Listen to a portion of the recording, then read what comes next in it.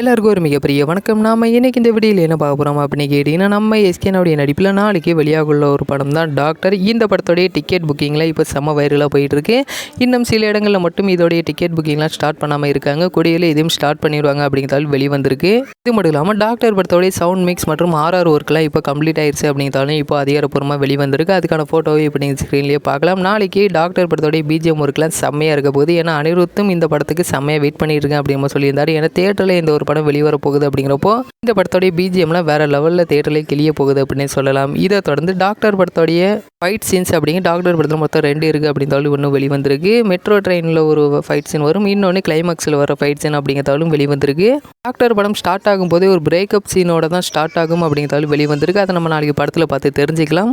தொடர்ந்து நேற்று வருத்தப்படாத வாலிபர் சங்கம் பார்ட் 2 ரிலீஸ் ஆக போகுது அப்படிங்கிற மாதிரி பொன்ராம் அவர் அறிவிச்சிருந்தார். பட் அந்த ஒரு அப்டேட்டை வெளியிட்டோன்னே எனக்கு செம்ம டென்ஷன் ஆயிடுச்சு. ஏன் அப்படின்னு கேட்டிங்கன்னா, வருத்தப்படாத வாலிபர் சங்கம் பார்ட் 2ல் நம்ம சிவகார்த்திகேயன் கிடையாது, வேறு ஏதோ புது ஹீரோ வச்சு நாங்கள் பண்ண போகிறோம் அப்படிங்கிற மாதிரி பொன்ராம் வெளியிட்டிருக்காரு. அவர் என்ன சொல்லியிருந்தார் அப்படின்னு கேட்டிங்கன்னா, நம்ம எஸ்கேனாவுக்கு மெச்சூரிட்டி ஆகிட்டாராம், அதனால் இப்போ நான் வேறு ஹீரோ வச்சு வருத்தப்படாத வாலிபர் சங்கம் பார்ட் 2 எடுக்க போகிறேன் அப்படிமா சொல்லிகிட்டு இருக்காரு.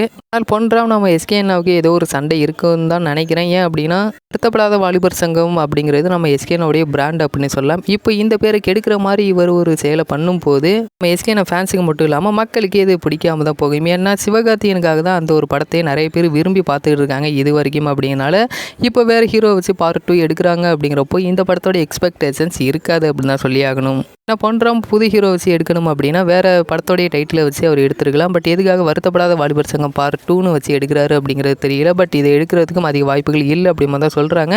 டைட்டிலை மாற்றி தான் இந்த படத்தை ரிலீஸ் பண்ணி ஆகணும் அப்படிங்கிறது தான் ரசிகர்களுடைய கருத்தாகவும் இருக்குது. இதை தொடர்ந்து நம்ம எஸ்கேனுடைய அடுத்த படத்தோடைய அனௌன்ஸ்மெண்ட் அப்படிங்கிறது சிங்கப்பாதை அப்படிங்கிற மாதிரி ஏற்கனவே சொல்லியிருந்தேன். இப்போ என்ன லேட்டஸ்ட் அப்டேட் அப்படின்னு கேட்டிங்கன்னா, சிங்கப்பாதை அப்படிங்கிற டைட்டில் அப்படிங்கிறது இப்போது ஒர்க்கிங் டைட்டிலாக மட்டும்தான் வச்சுருக்காங்களாம். இது டைட்டில் மாறக்கூட வாய்ப்புகள் இருக்குது, அப்படின்னா இந்த டைட்டிலே அறிவிக்க கூட வாய்ப்புகள் இருக்குது. பட் அதை நம்ம அனௌன்ஸ்மெண்ட் அன்றைக்கி வெயிட் பண்ணி தான் பார்த்தாக வேண்டும்.